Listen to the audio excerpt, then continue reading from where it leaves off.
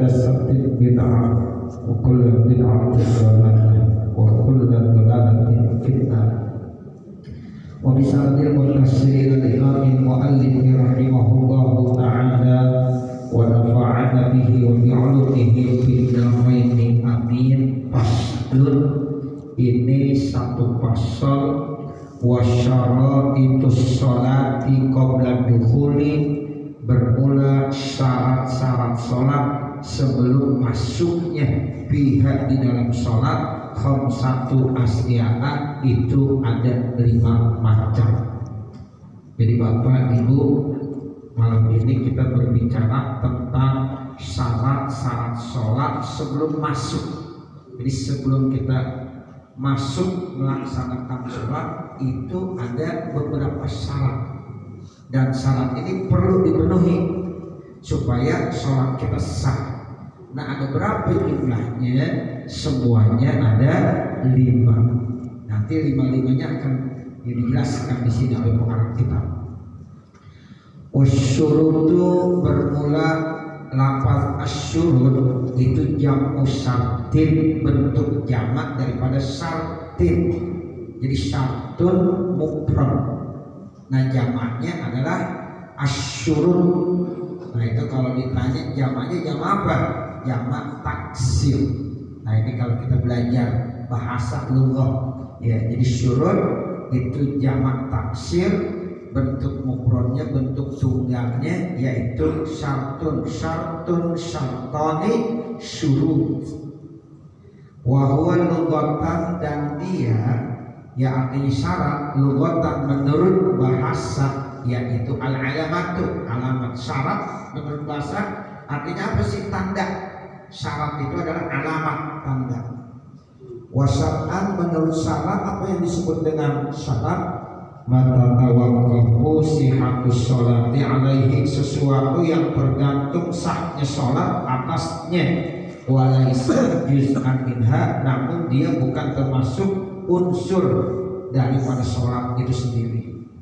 Jadi syarat itu sesuatu tergantungnya sah sholat ya terhadapnya, tapi dia itu bukan unsur dari sholat itu sendiri.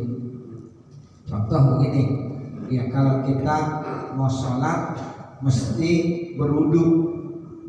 Nah, itu wudu ya termasuk bagian daripada syaratnya sah sholat. Tanpa wudu kita sholat tidak sah. Namun wudu itu bukan bagian dari sholat, makanya wudu termasuk apa? Syarat. Beda dengan rukun. Kalau rukun sesuatu yang sangat tergantung sahnya atasnya, namun dia itu termasuk unsur daripada sholat. Itu namanya rukun sholat. Contoh ya ruku, rukun. Kalau kita sholat tapi kita nggak ruku, sah nggak? Tidak sah. Karena sholat mesti pakai ruku. Ruku itu rukun, dan ruku itu bagian dari sholat. Jadi bedanya syarat sama rukun begitu. Kalau syarat bukan bagian dari ya sholat itu sendiri, kalau rukun bagian dari sholat itu sendiri. Nutup aurat contohnya. Nah, ini nutup aurat kan termasuk syarat ya sah sholat. Kenapa? Karena kalau kita tidak menutup aurat, sholat kita tidak sah. Tapi menutup aurat bukan bagian dari sholat. Itu namanya syarat. Kalau baca Fatihah, syarat apa rukun? Rukun. Kenapa disebut rukun?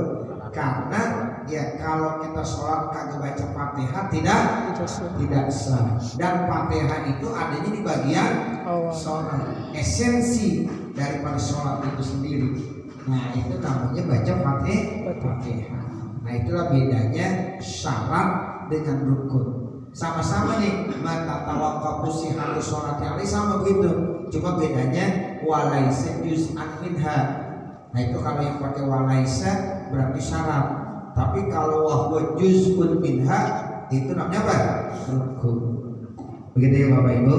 Ya, itu pengertian daripada syarat. Jadi nanti kita akan mengenal syarat, mengenal rukun, Ya, sehingga di dalam ibadah itu ada pasti syarat-syaratnya, ada rukun-rukunnya. Sehingga bapak saudara kalau udah ngaji fikih paham dah tuh, oh ini yang disebut syarat, oh ini yang disebut rukun. Kalau melaksanakan sholat itu pasti ada syaratnya dan pasti ada rukunnya. Kalau kita mau melaksanakan haji pasti ada syaratnya, ada rukunnya. Kalau kita mau melaksanakan puasa pasti ada syarat, ada rukunnya. Sehingga syarat sama rukun harus kita pahami. Nah ini ya, sekarang kita lagi belajar terkait tentang sholat. Nah di dalam sholat ada syarat dan ada rukun. Wa kharaja bihadzal qaidi, dan dikecualikan dengan ya redaksi ini rukun. Ya, dengan ada kata-kata walaisa juz'an minha, dikecualikan rukun. Kalau rukun ya istilahnya sama, mata tawaqqafu sihhatu sholati alaihi, tetapi wa huwa juz'un minha. Jadi fa'innahu juz'un minas sholati. Jadi kalau rukun itu unsur, juz'u dari sholat itu sendiri. Nah, itu pengertian daripada syarat, baik menurut bahasa maupun menurut syar'an atau istilah. Nah, sekarang kita masuk yang dikatakan syarat-syarat sah sholat itu ada 5. Yang pertama al-awwalu atau asyartul awwalu, syarat yang pertama taharatul a'dha'i minal hadasi, bersih anggota-anggotanya ya minal hadasil asghari wal akbari, dari hadas besar dan hadas kecil. Jadi ketika kita mau sholat, yakini tubuh kita ini suci dari hadas kecil dan hadas besar. Ya, jadi kalau yang punya hadas kecil ambil air wudhu, yang punya hadas besar mandi. Nah itu namanya kalau kita mau sholat. Yakini ketika kita mau sholat sudah dalam posisi suci, ya, suci dari hadas kecil maupun suci dari hadas besar. Kalau kita sholat ya punya ya hadas kecil, nggak sah, haram hukumnya. Sebab di dalam salah satu hadis Nabi bersabda, Allah tidak akan menerima sholat salah seorang kamu jika dia berhadas hatta yatawaddo, sehingga dia berwudu. Jadi kalau kita punya hadas nggak boleh kita langsung sholat. Kalau kita paksain sholat juga haram dan itu tidak diterima. Ya makanya ya Allah tidak akan menerima sholat salah seorang di antara kamu apabila dia punya hadas hatta yatawaddo, sehingga dia berwudu. Kalau dia punya hadas besar gimana? Ya wajib dia mandi. Karena syaratnya kalau orang punya hadas besar menghilangkannya dengan cara mandi. Ya, jadi hadas itu dibagi 2, ada hadas asghar, ada hadas akbar namanya. Indal kudrati, jika memang orang itu mampu, ada kemampuan untuk menghilangkan hadas kecil dan hadas besar. Kalau kita mau wudu ternyata tidak ada air, kan nggak bisa. Ya, sebab kita kalau mau wudu perlu pakai air. Sekarang air nggak ada. Gimana mau sholat nih air nggak ada? Silahkan cari yang kedua. Apa? Tayamum. Nah berarti kalau tayamum harus ada apanya? Ada debu. Debu kagak ada juga. Ya air nggak ada, debu nggak ada. Bagaimana mau sholat? Nah dia nggak mampu berarti nih. Iya, artinya dia lemah untuk mencari atau mendapatkan air dan debu, tapi dia tetap wajib sholat. Berarti sholatnya faqidul tuhurain. Ya, namanya apa Bapak Ibu? Faqidul tuhurain. Orang yang kelupaan 2 alat bersuci. Ya, mau wudu tidak ada air, mau mandi ya mau wudu tidak ada air, mau tayamum tidak ada debu. Nah, sementara dia wajib sholat. Nah, sekarang dia sholat tanpa wudu, tanpa tayamum, namanya faqidul tuhurain. Untuk orang-orang tertentu yang memang tidak mampu, ya itu boleh. Contoh, kita sholat di pesawat. Kalau sholat di pesawat, air nggak ada. Ada pun dianggap tidak ada, karena bukan digunakan buat wudu. Ya, sebab itu air hanya digunakan keperluan yang lain. bukan untuk berwudu. Ya, sebab kalau semua jamaah yang ada di pesawat menggunakan air buat wudu, gimana kira-kira? Wah, habis. Nah, begitu. Jadi dianggapnya air itu tidak ada, kecuali untuk bersih-bersih yang paling penting dan vital. Itu ada air sebatas itu. Kemudian mau tayamum di pesawat tidak ada debu, ya bersih. Ya, nah mazhab Imam Syafi'i kalau mau tayamum harus dengan debu, sementara di jok pesawat tidak ada debu, bersih. Nah itu bagaimana? Maka dia termasuk faqidut tuhurain. Ya, dia boleh sholat tanpa wudu dan tanpa tayamum. Begitu ya Bapak Ibu. Nah itu namanya faqidut tuhurain. Nah ini dimaksud anggap faqidut tuhurain. Adapun orang yang kelumutan dua alat bersuci pas sholat duhur sholihatul maka sholat sah. Jadi kalau dia sholat sah ya tadi tanpa wudu tanpa tayamum silahkan di sholat sah ma'a wudu bi'adati alih, tapi wajib diulang kembali. Ini mazhab Imam Syafi'i dan ini yang saya ajarkan kepada jamaah kalau lagi naik pesawat. Ya begitu, sebab nanti ada mazhab lain yang mengajarkannya tayamum di atas jok pesawat. Padahal kita mazhab Imam Syafi'i. Ya, nah makanya ini kita udah baca, kita pilihnya. Bagi orang yang kelumutan dua alat bersuci, silahkan dia sholat sah. Namun nanti diiadah kembali. Apa artinya iadah? Diulang kembali pada saat udah ketemu sama air. Misalnya sampai di Madinah, ya di Madinah banyak air. Nah pesawat waktu kita sholat tuh berapa waktu? 2 waktu atau 1 waktu. Nanti di Masjid Nabawi kita ulang kembali. Atau kita sampai di Mekah. Nah selama kita sholat di pesawat yang tidak pakai wudu dan tidak pakai tayamum, kita ulang kembali di Masjidil Haram. Ya begitu. Itu namanya diiadah. Bukan kagak sholat. Kalau kagak sholat dosa. Ya di sholat tetap sholat di pesawat tanpa wudu, tanpa tayamum. Itu namanya faqidut tuhurain. Tapi nanti kalau sudah sampai di tempat sudah ada air, maka sholat tersebut mesti diapain? Diulang kembali. Bukan dikodok, bukan. Kalau kodok dia ninggalin sholat, dosa. Kita nggak sholat, dosa nggak? Dosa. Salah satu cara menembus dosanya dengan ya dia apa? Dia kodokin. Tapi kalau dia meninggal pesawat misalnya, ya dia kagak sholat, dia dosa, dia maksiat. Nah makanya di pesawat jangan berani-berani kagak sholat, ya. Ya kadang-kadang kan kita kalau di pesawat, ya giliran goyang-goyang begitu, baru istighfar, astagfirullahaladzim. Kalau nyaman terus, lupa pada istighfar. Makanya pesawat lebih bagus goyang-goyang ya, supaya harus beristighfar semuanya. Ya, sama juga kita kalau naik bis kalau sopirnya enak bertidur mulu enak. Coba kalau di sopir ya kira-kira bawanya nggak enak, ya itu pasti banyak istighfar. Makanya sopir lebih bagus ugal-ugalan ya. Jadi jamaahnya pada istighfar. Ya, jadi ingat tuh kalau di pesawat jangan tinggalin sholat, hati-hati. Ya, kita jauh dari bumi tuh. Ya, kalau jatuh gimana? Ya, jadi kita sholat. Gampang cara sholatnya. Enggak bisa wudu boleh, enggak pakai tayamum boleh. Namanya faqidut tuhurain. Ini kita udah baca. Ya, makanya kita kalau lagi pikir itu nanti paham satu persatu. Oh, iya seperti ini. Ya, sehingga kita gak repot-repot. Ya, jok kapal kita gini. Jok kapal ada kan banyak. Ya, di jok pesawat, tayamumnya di jok pesawat. Padahal kalau kita punya mazhab Imam Syafi'i, kata Imam Syafi'i nggak usah. Sebab yang namanya tayamum mesti ada debunya. Di jok pesawat ada debu. Nah, paham? Ya, ini mazhab Imam Syafi'i. Ya, gampangnya gimana? Ya udah sholat aja, sholatnya sah.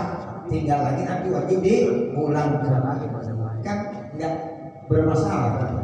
Kalau seandainya kita meninggal dunia nggak dosa, kita udah sholat. Tapi kalau kita sehat terus hidup, tinggal diulang kembali. begitu ya Bapak Saudara. Ya, saya selalu mengajarkan begitu karena kita mazhab Imam Syafi'i. Kecuali kalau yang punya mazhab lain, nanti ada caranya. Saya juga paham, saya tahu. Ya begitu. Cuma saya nggak akan ajarkan yang begitu. Ya, cuma saya ajarkannya yang mazhab Imam Syafi'i karena memang hari-harian kita mazhabnya Imam Syafi'i. Seperti itu. Syarat yang kedua, wa taharatun najasi, dan bersih dari najis. Alladzi la yuqwa anhu bi saubin wa bananin wa makanin, yang najis itu tidak dimaaf baik pada pakaian, badan maupun tempat. Jadi yang tadi bersih dari hadas, yang kedua bersih dari najis. Jadi Bapak Ibu kalau mau sholat yakinin bahwa badan kita bersih dari najis, badan kita tidak ada kotoran najis yang tidak dimaaf. Kemudian baju kita, pakaian kita juga bersih dari najis, sama tempat yang kita gunakan buat sholat juga bersih dari najis. Kalau itu udah yakini, silakan sholat. Tapi kalau kita masih yakin, ya Allah pakaian saya ini najis, tidak dipakai, ganti. Ya, atau badan saya masih ada najisnya, ganti. Makanya saya selalu pesan Bapak Ibu ketika ambil air wudhu ke toilet, di toilet itu pakailah sendal, jangan tidak pakai sendal. Sebab kalau Bapak ke toilet nggak pakai sendal, Bapak Ibu pipis di situ, nanti airnya bercampur dengan yang Bapak injak, ya itu nanti najis semuanya. Ya, nanti Bapak Ibu keluar dari toilet nggak pakai sendal, ya kemudian injak sejadah, sejadahnya jadi najis. Ini bahaya nih.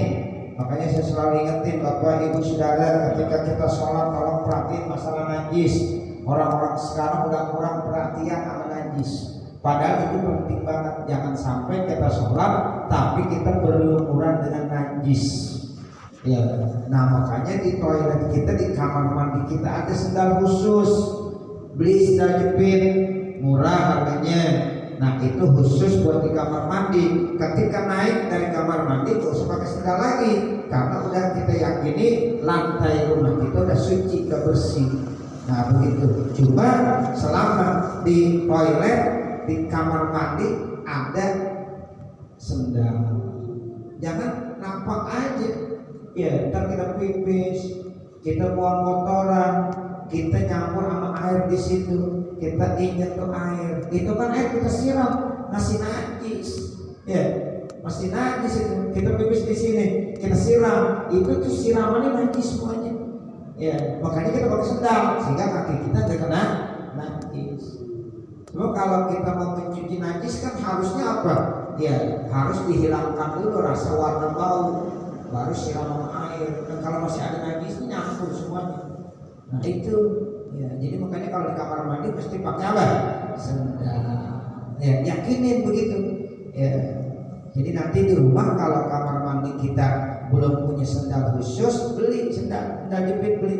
Ya, itu khusus buat di kamar mandi. Kalau enggak, khawatir kita. Bagaimana sholat kita? Nah, karena syarat sholat itu harus apa? Harus suci dari hadas, harus suci dari najis. Najisnya ada 3, najis di badan kita, najis di pakaian kita, najis di tempat yang kita sholat. Itu mesti harus bersih semuanya, yakin. Ya. Nah ini yang kadang-kadang sekarang orang udah kurang perhatian sama najis. Makanya saya bilang, kalau kita masih punya anak kecil misalnya, kalau pipis di lantai, tolong cara mencuci najis yang benar. Saya udah ajarin tuh cara mencuci najis. Ketika ada najis ainiyah, maka rubah dulu menjadi najis hukmiyah. Kalau udah najis hukmiyah berarti warnanya, baunya, rasanya udah nggak ada, tinggal disiram dengan air. Nah kalau udah disiram dengan air udah bersih, baru kita yakinin itu bersih lantai kita. Kalau dielap aja sampai 1000 kali dia elapan tetap masih najis. Rata-rata di rumah kita kalau ada najis siapa ya? Dielap. Ya, lihat ibu-ibu muda dah. kalau yang punya anak ya, itu anaknya pipis ambil kain rapat, ya yang penting air, ya kan? Kering udah emang, ya kalau kaki kita kering sama kering mendingan, ya kena najis. Kalau kaki kita basah nginjak lantai yang tadi, berarti kaki kita basah nginjak lantai yang tadi masih najis kaki kita. Nah kalau kaki kita najis, kita injak sejadah kita apa? Ini kalau tiap hari model begini gimana sholat kita? Nah makanya perlu ngaji fikih. Nah dari sini baru kita paham, oh iya. Nah begitu. Makanya kalau lebih aman lagi, kalau yang model-model begitu, itu mesti dipakai sejadah. Dia pakai apa? Pakai sendal aja, sendal bersih. Nah nanti ketika di rumah dia tetap pakai sendal. Kenapa? Dikhawatirkan lantainya najis. Nah begitu Bapak Ibu Saudara. Tapi kalau diyakini itu lantai suci, minimal di kamar mandinya saja ada sendal. Ya ini penting sekali. Ya saya dari ngaji saya di pondok di Cirebon itu pertama masalah najis yang diperhatiin benar. Jangan sampai ya kita seperti itu. Makanya kalau jamaah umrah saya perhatiin banget tuh, kalau di kamar di toilet itu jangan pada nelapak aja ke kamar mandinya. Ya walaupun di hotel itu kita wudhu, kita pipis di situ takutnya. Ya sehingga perlu ada sendal. Itu masalah umrah haji, kalau nggak bicara masalah najis, itu gimana itu? Mereka ibadah penuh dengan najis. Ya, nah ini penting Bapak Saudara, perbaiki terkait tentang najis. Ya, jadi di rumah begitu. Ya, jadi kalau mencuci najis itu emang agak repot. Makanya dulu waktu saya ngaji sama Mu'alim Syafi'i Azami, beliau begini bilang, ya saya nih masih punya anak-anak, saya kagak percaya tuh sama pembantu saya tuh. Kalau anak saya pipis di lantai, saya nggak pernah suruh pembantu saya nyuci. Itu kata Mu'alim Syafi'i Azami ya, saya masih ingat banget waktu saya ngaji nih, ya omongannya di telinga saya. Itu kalau ada kencing anak saya katanya, kalau pembantu yang mencuci dilap-lap doang, ya udah dianggapnya bersih, padahal sama itu. Ya mestinya dikeringkan dulu, hilangkan najis airnya menjadi najis hukmiyah, rasa warna bau udah hilang, baru disiram dengan air. Nah kalau disiram dengan air baru dikeringkan, baru itu suci lah. Begitu kata beliau ya, Masya Allah. Ya, itu terkait tentang masalah najis. Makanya tolong ya, saya ingatkan kepada Bapak Ibu Saudara, karena ini terkait dengan ibadah, tolong lebih diperhatiin ya saat-saat kita ya berwudu, saat-saat kita di rumah terkait tentang najis, saat-saat anak kita atau cucu kita yang pipis itu silahkan dibersihkan benar-benar, jangan sampai masih ada najisnya. Kesimpulannya, yang namanya najis tidak bisa dilap, tidak bisa diempel, ya dikucek-kucek di ember, ya itu embernya najis semua tuh airnya, kucek lagi, masukin lagi ke ember, najis terus, ya semakin melebar juga najisnya, karena salah ya cara metode mencuci najis seperti itu. Wasani, sekarang sabab yang kedua, sabrul laumil aurah, yaitu menutup warna aurat indah berarti bagi yang mampu. Jadi yang kedua syarat sah sholat, kita ini harus tutup aurat kita harus ditutup, jangan sampai nampak kelihatan. Walau karena sasu kalian, sekalipun orang itu sunyi sendirian, au bizulmatin atau di tempat yang gelap. Walaupun kita sendirian di kamar, walaupun kamarnya kita matiin, gelap, gak boleh kita sholat. Ya, enggak, itu aurat. Gak ada yang lihat ini, bisa di kamar sendirian, di telanjang aja gitu sholat. Boleh ya? Boleh. Ya, tetap wajib untuk aurat. Begitu. Ya, jadi bukan hanya di ramai, ya di waktu sepi pun, bukan hanya di tempat yang terang, walaupun di tempat yang gelap pun tetap wajib untuk aurat. Fa'in ajaza, kalau seandainya ada orang tidak mampu akan sampai untuk nutupnya sholat harian, maka dia boleh sholat telanjang. Tapi nggak mungkin orang zaman sekarang kagak punya pakaian, nggak mungkin. Ya, ini kalau ilmu fikih bicara pandangannya luas. Bagaimana kalau seandainya dia nggak punya baju, nggak punya pakaian, ya udah sholat telanjang. Bukan berarti, nah udah berarti saya nggak sholat karena saya nggak punya pakaian. Tetap kewajiban sholat sampai telanjang suruh sholat juga. Kalau dia kagak punya baju, dia nggak punya pakaian. Tuh, tapi kan orang sekarang mustahil. Semiskin-miskinnya orang, ya itu bajunya selemari. Benar nggak? Benar. Iya. Rata-rata bapak ibu lah bajunya di lemari penuh nggak? Penuh. Sampai bingung makanya gue pakai yang mana nih? Ya begitu. Jadi ya seandainya ada gitu, ada orang kagak punya pakaian, apakah bebas dia ke sholat? Tetap hukumnya sholat ariyah, maka dia sholat dalam posisi telanjang. Cuma jangan jamaah. Ya. Jangan jamaah, sholat telanjang jamaah lagi. Ajaran sesat ya. Begitu, repot. Di kamar sendirian, begitu. Kalau memang kagak punya, tapi tetap wajib sholat. Imam 2. Walai yumi'u birruku, dan dia tidak mengisyaratkan dengan rukunya wasujudi. Nggak perlu isyarat. Waktu ruku, waktu sujud, walaupun tuh ya bunyinya kemana-mana dah. Ya, karena dia kagak pakai ya.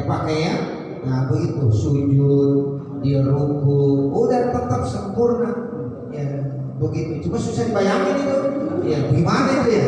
Ya ini namanya seandainya terjadi. Tapi kan nggak mungkin. Manusia semiskin-miskinnya manusia pasti punya pakaian. Baliyutimuhuma, akan tetapi orang itu mesti menyempurnakan sholat pakai ruku dan pakai sujud begitu. Walau i'adah tali, dan tidak perlu i'adah. Saat dia sholat nggak punya pakaian telanjang, sah sholatnya udah. Besok dia baru punya pakaian, itu bagaimana sholatnya selama telanjang? Udah sah dan tidak perlu diulang kembali. Ya Pak ya? Ya, jadi tidak perlu diulang kembali, itu udah sah hukumnya. Wa yakunu satrul aurati bilibasit tahirin, dan adalah nutup auratnya pakai pakaian yang bersih suci. Nah pakaian harus suci. Wa yajibu satruha aidan, dan wajib nutup juga bi ghairi sholati, pada selain sholat, anit nasi, daripada manusia.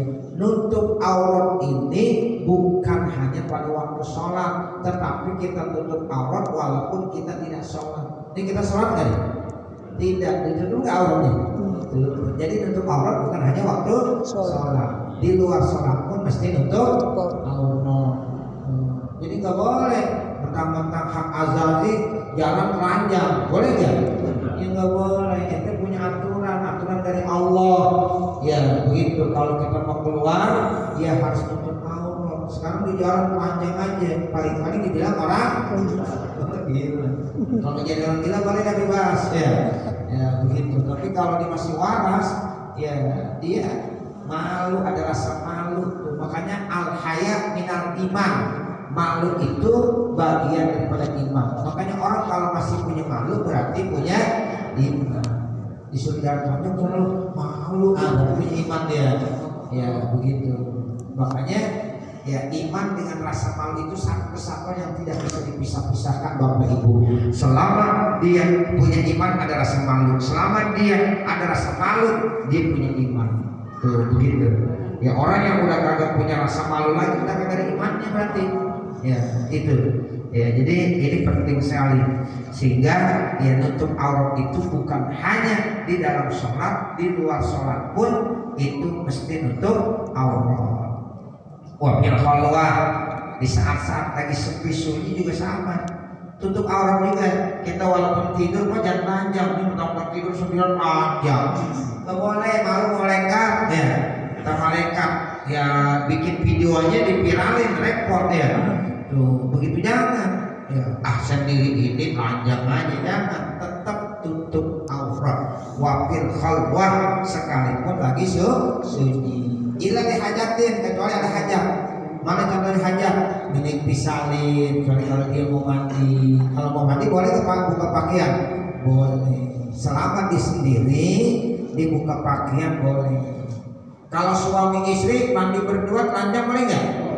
Boleh. Ini orang bininya, ya suaminya. Cuma ngelihat auratnya makruh, ya nggak haram nggak.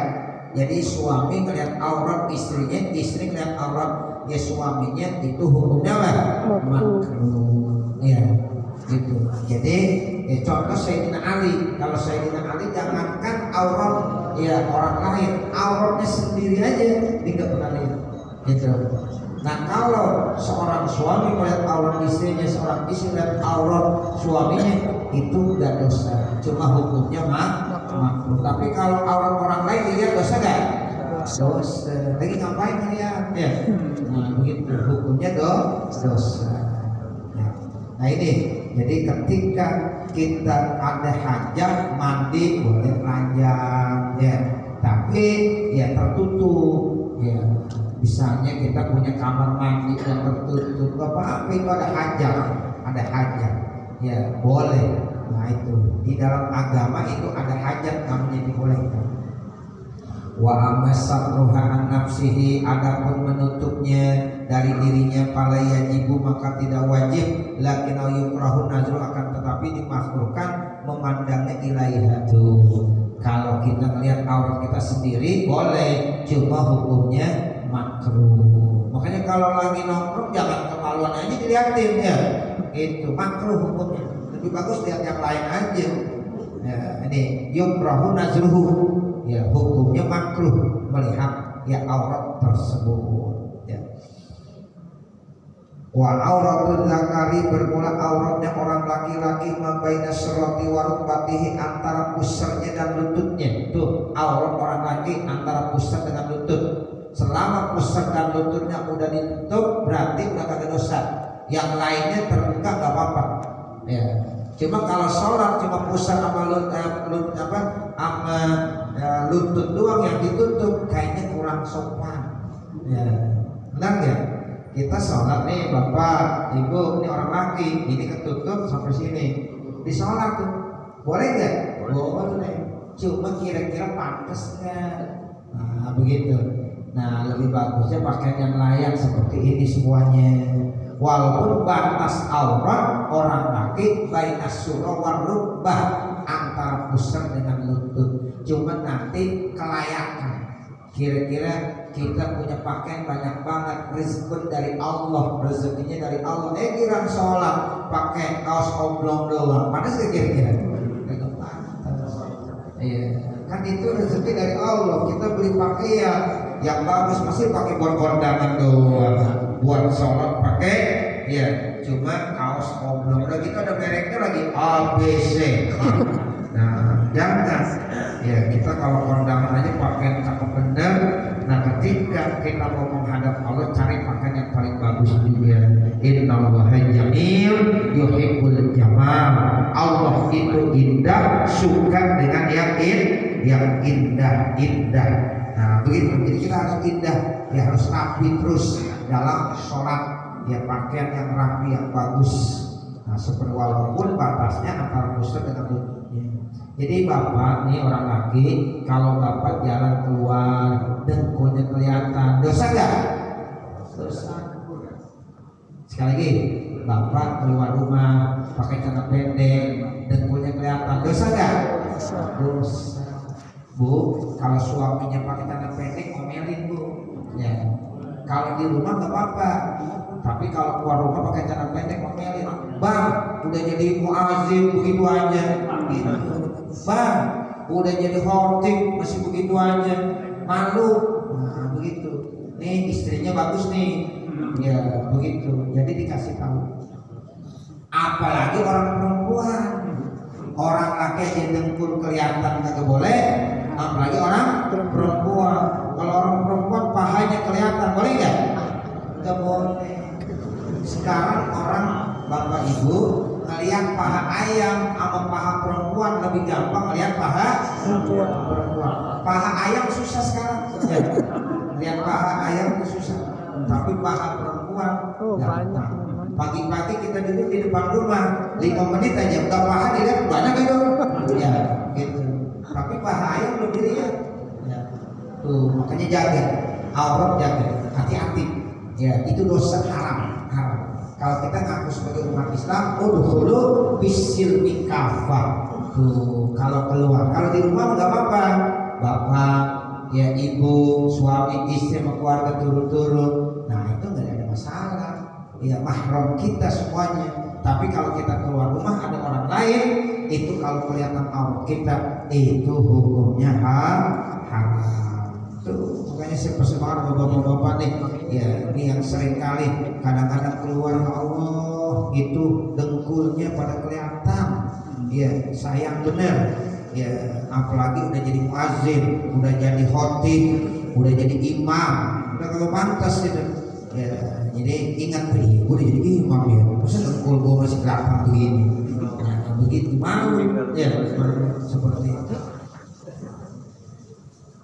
Kemudian ya wa auratul hurrati bi sholati, aurat orang perempuan yang merdeka di dalam sholat masih wa wajhiha wa kafaiha, selain muka dan dua telapak tangannya, zuhron wa batnan, baik luar maupun dalamnya, ilal mu'aini, sampai dua pergelangan tangan. Nih aurat orang perempuan Bapak Ibu yang perhatiin di dalam sholat, aurat orang perempuan seluruh tubuhnya kecuali muka, dibuka sama telapak tangan sampai sini, sampai itu. Ini namanya batna, ini namanya zuhron. Ini boleh terbuka, ini boleh terbuka sampai sini. Ya, dan dari sini namanya aurat. Ya, dari sini namanya aurat. Ibu harus tutup semuanya ketika lagi sholat. Kaki bagaimana? Harus tertutup. Ini mazhab Imam Syafi'i. Ya, jadi kalau seandainya ibu sholat kemudian lapak kaki ibu kelihatan, batalan sholat Tuhan, batal sholatnya. Kecuali yang boleh nampak muka dan dua telapak tangannya sampai pergelangan tangan, telapak tangan bisa ininya, bisa ininya. Ini namanya batan, ini namanya zuhron. Ya, yang lainnya tertutup sudah semuanya. Ya, jangan sampai terbuka. Itu namanya aurat orang perempuan ketika lagi sholat. Amma auratul hurrati, adapun aurat orang perempuan yang merdeka kharijas sholati, di luar sholat, fajr itu badaniha, maka seluruh badannya, wa auratuha bil khalwa, sementara auratnya di tempat yang sunyi, kan zakari, sama seperti yaitu orang laki-laki. Wal auratul lughatan, dan aurat menurut bahasa an-naqsu, kurang. Yang punya aurat apa? An-naqs. Ya, jadi kurang. Ya, makanya perlu ditutupin karena dia itu malu. Ya, ada hal yang enggak kelihatan. Ya, itu kalau dibuka itu, ya itu kelihatannya ada an-naqsu, ada yang kurang, ada aibnya. Nah, jadi aurat itu artinya an-naqsu. Ya, itu menurut bahasa. Sekarang waktu laku dan dikatakan secara umum syar'an dan secara apa? Ala yajibu satruhu, aurat itu sesuatu yang wajib ditutupin. Aurat itu kan asalnya itu yang hina, yang rendah, ya sehingga wajib diapain? Ditutupin. Itu aurat. Makanya perempuan yang mahal itu adalah perempuan yang ditutupin. Coba lihat barang-barang yang mahal ditutupin. Emas, ya itu selalu ditutup, ya nggak boleh sembarang dipegang-pegang. Ya kalau mau beli juga lihat-lihat dulu sedikit, nggak berani. Coba itu mana baru pegang. Ya nggak seperti barang kaki lima, itu barang murahan. Makanya perempuan-perempuan yang mahal itu yang tertutup. Makanya jadilah perempuan itu seperti matahari, jangan seperti bulan. Kalau bulan orang mandangin terus, enak. Tapi kalau matahari gak ada yang boleh mandang. Ya coba, bisa nggak mandang matahari? Gak kuat kita, itu perempuan jangan seperti bulan, tapi jadilah seperti matahari. Ya, jadi jangan mau dipandang-pandang dulu gitu. Ya, kecuali dipandang ke suaminya kalau dia menikah. Jadi kalau ibu dipandang ke suaminya, biarin aja dilihatin. Ya, jangan bilang lu masih ngaji gua aja. Sebab seorang suami mandang istrinya atau istri mandang suaminya itu bernilai ibadah, dapat pahala. Tangan itu diremes-remes sama suami ibu, biarin aja terus remes aja. Kenapa? Berguguran dosa-dosanya. Tuh, jadi pada saat seorang suami memegang-pegang tangan istrinya itu dosanya gugur, satu-satu gugur semua. Oh begitu. Bandingannya kalau ada orang laki-laki megang istri orang lain bagaimana kira-kira? Nah, kan dosa ya? Dosa. So makanya ibu kalau lagi dipegang-pegang tangannya ke suaminya terusin aja.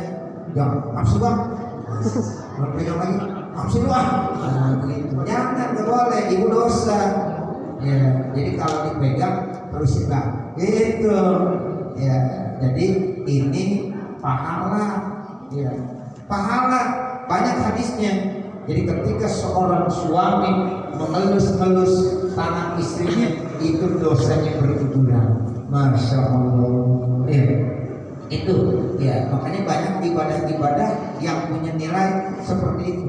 Ya, jadi seorang suami dan seorang istri apapun yang dilakukan itu bernilai ibadah. Ya bernilai ibadah. Makanya kita di depan suami, di depan istri boleh ya terbuka aurat kita begitu, tapi ketika keluar harus tertutup ya, tidak boleh terbuka karena aurat yang kita buka hukumnya berdosa. Nah ini yang dimaksud wahwal muraduhuna wa alama yahrumu nazrun, dan yang haram dilihatnya wa dzakarul ashabu fi kitab nikah, dan ini semuanya disebutkan oleh al ashab ya ashab Imam Syafi'i maksudnya fi kitab nikah, di dalam kitab nikah. Cukup saya kira, nanti baru wasalisu saya kembalikan kepada pembawa acara.